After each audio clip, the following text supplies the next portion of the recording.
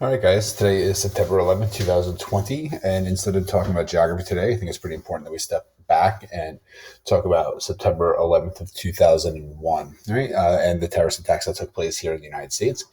It's going to be a little bit of an interesting change. This is, for you guys, something that I'm sure you're both familiar with, but also don't have any personal connection to. While many people, all of your teachers, your parents, will probably have some sort of personal connection to it, whether they remember where they were or if they knew someone who was harmed or killed or affected by the attacks. We all kind of, if you're of a certain age, if you're probably 25, 26 or older, you definitely have probably a memory of this to some extent. So this will be a little bit of an interesting lesson for us. All right. So we're going to go down, and we talked about today in our do now. When you think of these attacks, what comes to your mind? And I'm sure it's quite different for you guys. I'm sure some people's memories are colored by maybe their parents' experiences or family members' experiences. For myself, I was supposed to be flying home from San Diego that morning on September 11, 2001 for my coming home from a wedding. However, our flight was supposed to be after the first attacks, and they grounded or they stopped all the flights out of and around the United States. And so I didn't go. And so I actually missed my first week and a few days of high school because we were stuck in California for the additional week. I mean, definitely worse places to be stuck than San Diego. However, obviously the events surrounding it are pretty tragic and upsetting. So, as you think about it and as you know about it, there's a lot of information, a lot of misinformation and, kind of a lot of unknowns for people who are unfamiliar with it. So we're going to try to clear those up and address those. All right. So who commits it? Now, who commits these attack? It was committed by a terrorist group known as Al Qaeda, which means the base in Arabic. And they were led by that man on the left. That is Osama bin Laden, who you may remember was killed about 9 years ago by American special forces in Pakistan.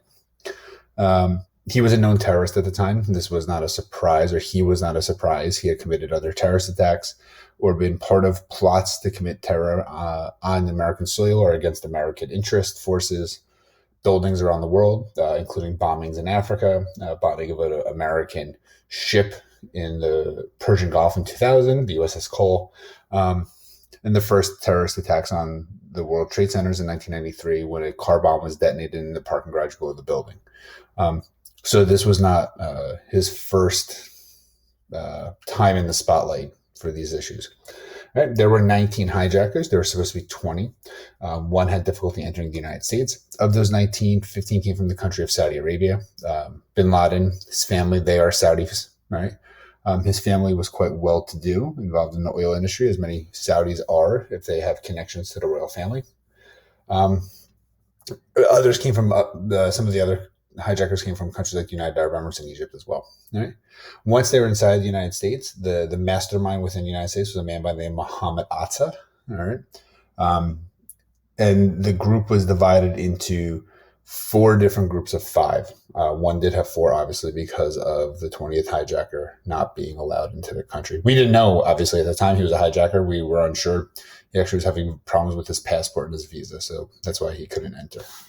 So that's the who. All right. Why? Now, let's be really clear with these. I am not saying these reasons are justifiable or justify the means. I'm just giving you the reasons stated by Al Qaeda later on when they took credit for the terrorist attack. All right. I'm going to try to explain the best that I can these, trying to make them, applicable to you and make them understandable to you. I guess if you want an overarching and broad theme, the broad and overarching theme is that Al Qaeda, bin Laden were upset with American treatment towards Muslims, both within the country of the United States as well as, governments or countries that are predominantly Muslim around the world. So the first is Western. And when we say the West, that refers to the United States and Europe. So Western support for attacking Muslims in the African country of Somalia. Next is supporting Russian atrocities or, terrible acts committed against Muslims in an area of Russia known as Chechnya, where at the time there was a rebellion. There still is kind of a rebellion there too, just so you know. Supporting the Indian oppression of Muslims in Kashmir, the Kashmir being an area in the Himalaya Mountains between India and Pakistan, which is part of India, according to India, and part of Pakistan, according to Pakistan. And it is governed by India. However, most of the residents of the area are Muslim. India is a Hindu country. And they believe that the Indian government treats those people unfairly. The next is they claim that the Jewish population in Lebanon, a country in the Middle East, treated the Muslims there unfairly. They were quite aggressive towards them. Al Qaeda claimed that they were upset by American military bases within the Kingdom of Saudi Arabia. They also were upset of American support for Israel. Israel being a Jewish state founded in the aftermath of the Holocaust in the mid-1940s, 1947. And then lastly, America's sanctions against Iraq that date back to the very early 1990s in response to Iraq's invasion of its neighbor Kuwait and the Gulf War that came after that. So these are the reasons why the members of Al Qaeda, its leadership, claimed they felt that it was acceptable or necessary to carry out the 9/11 attacks. All right. So how are these attacks carried out?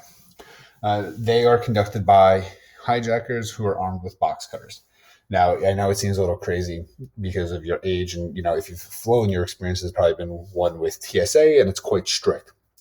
In the early 2000s, up until 9/11, you could kind of get through an airport with a lot. To give you an example, in 2000, I flew to Australia by myself, and my parents walked me to the plane. So that kind of gives you an idea of what an airport was like. Nowadays you have to be a ticketed passenger. It's just not as loosey-goosey. But that being said, at the time, these hijackers were able to board planes with box cutters hidden on themselves. And they hijacked 4 separate flights.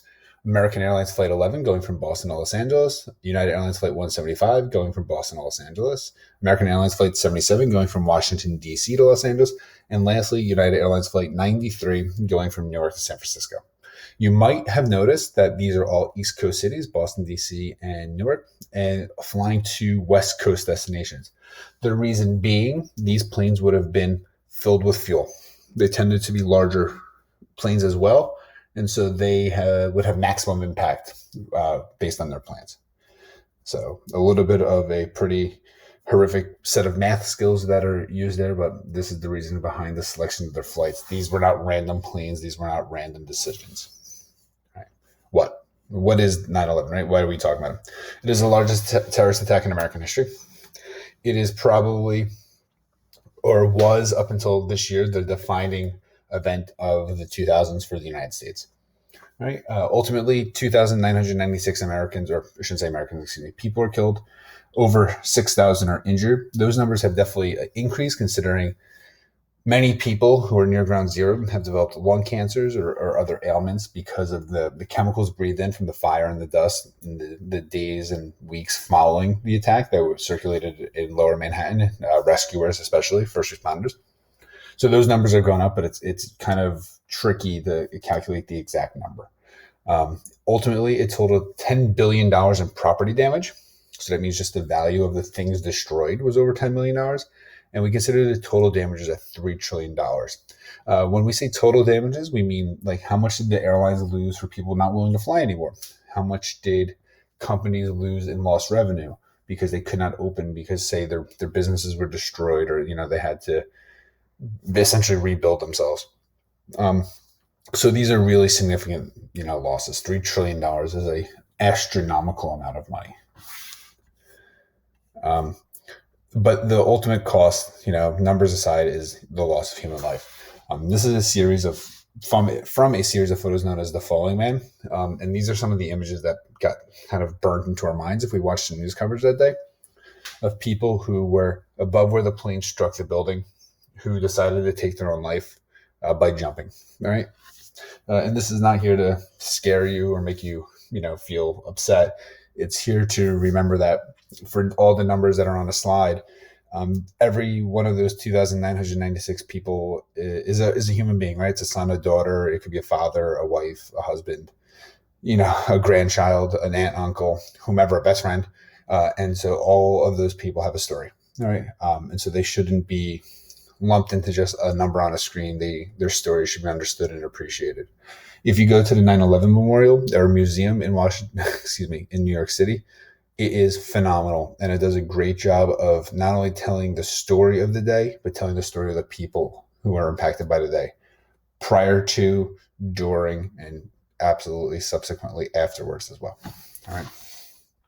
All right. So there are 4 planes hijacked, as we discussed, and they attacked 3 separate locations. The first 2 planes that we kind of associate with the event happen to be the planes that struck the World Trade Centers, which are no longer there. 1 plane struck each tower. The 3rd plane was hijacked and crashed into the Pentagon, which is in Washington, D.C., technically just outside of Washington, D.C., but we kind of group it in there. And then lastly, a 4th plane was hijacked and crashed into a field in Shanksville, Pennsylvania. That was not the plan. The hijackers had planned to fly it back to D.C. What their target was going to be, ultimately, we are unsure of. There's kind of schools of thought that say it might have been the White House, the United States Capitol building. But what we do know is that United Flight 93, which was this flight, took off a little bit later than the other 3. All 4 planes are scheduled to take off around approximately the same time to coordinate the event so news could not spread between flight to flight. United 93 got held up because of some weather, and as they took off about a half hour later than they should have, people on the plane were informed of what was happening. And how they did that was this. They used to have in the back of seats on planes what they called airphones. And you could swipe your credit card and it would be an extremely expensive phone call, but you could spend, $3 a minute to talk to someone on the ground. People on that plane that were the United 93, the one that didn't make it to any building or target, there was the hijacking, and the hijackers announced that they were returning to an airport, that if everyone remained calm, they would remain safe. Well, people began calling their loved ones on the ground and telling them what had happened. As they were doing that, the loved ones on the ground were relaying what had happened in Washington, D.C., in New York City about the attacks. And some of the passengers understood that despite the reassurances from the hijackers, for whatever they may be worth, they simply that wasn't the case, right? And they made a decision to try and make a move to retake the plane. They stormed the cockpit, and during that storming, there was a fight for the control of the airplane between the hijackers, the passengers, and the pilots, the original pilots of the plane. And ultimately, the plane was crashed, not intentionally. It appears that someone had leaned on the controls, and ultimately, the plane impacted the ground in a cornfield in a farm out in Shanksville, Pennsylvania. There is a monument there. You can go visit it. It's quite powerful. So those people, while they may have lost their lives, are considered heroes because their efforts almost undoubtedly saved the lives of countless others.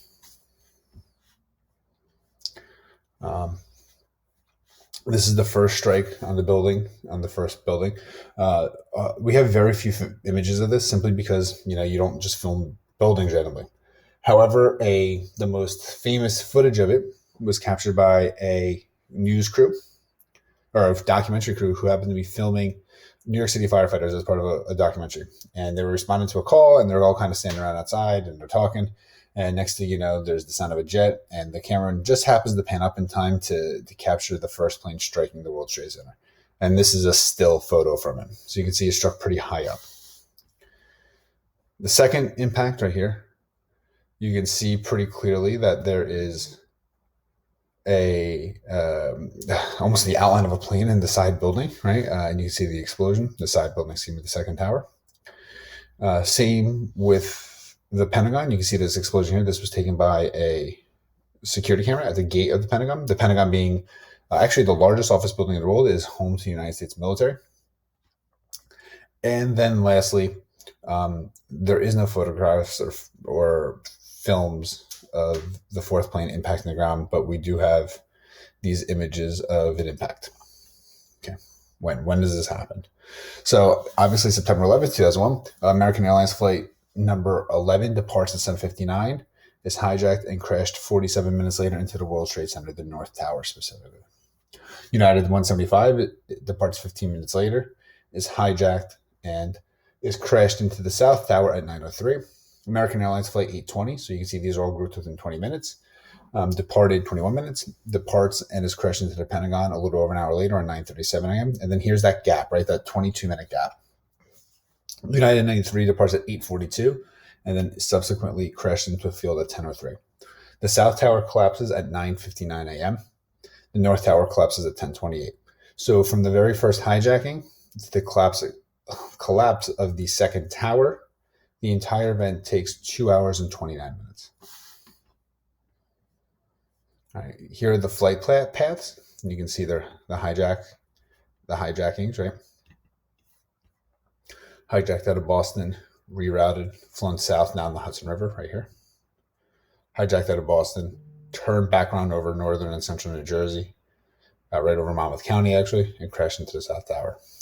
United 93, the fourth plane to take off, is hijacked over here near Cleveland and is turned around and crashed into a field down in southern Pennsylvania. You can see its general direction towards Washington, D.C. And then lastly, you can see American Airlines Flight 77 taking off from Washington and then turning around and being crashed into a field. Now, it is worth noting, and I should explain this, that the planes that were hijacked by people who had basic flying skills. And they got that through training here in the United States. You can train to be a pilot, right?